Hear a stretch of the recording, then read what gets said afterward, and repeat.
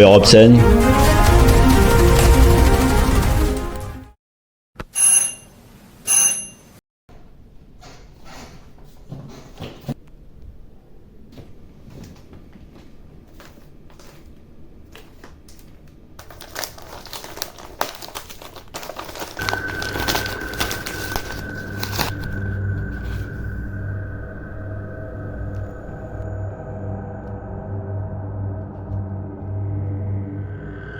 Kunda.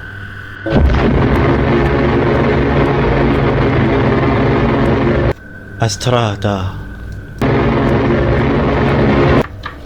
Montose.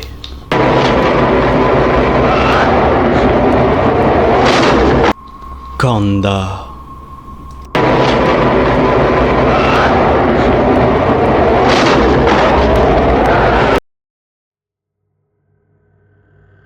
Après la première trilogie culte de Sam Raimi, le remake reboot de Fede Alvarez en 2013, et le très bof Evil Dead Rise de Lee Cronin en 2023, c'est au tour du français Sébastien Vanissek, réalisateur de l'excellent Vermine, de se coller à la réalisation de ce nouvel opus.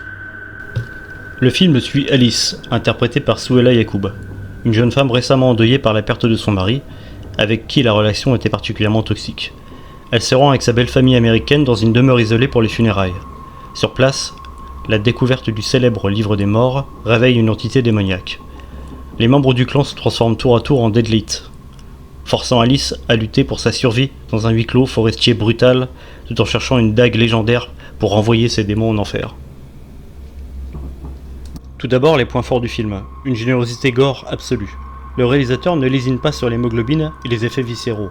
C'est ultra physique, craspec et inventif.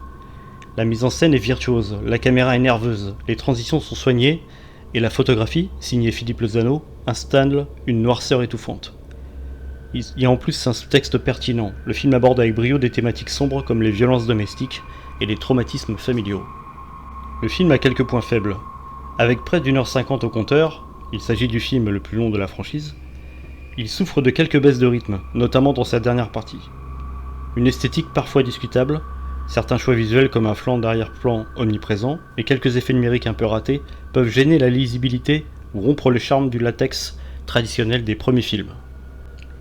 Il serait dommage néanmoins de bouder notre plaisir. Dans l'ensemble, le film est une réussite sanglante et ultra généreuse qui confirme le talent de Vanissek pour le cinéma de genre. Le film est un roller coaster parfaitement exploité par Sébastien Vanissek, qui livre une œuvre intense, viscérale et respectueuse de l'ADN de la saga. Un régal néanmoins pour les amateurs d'horreur.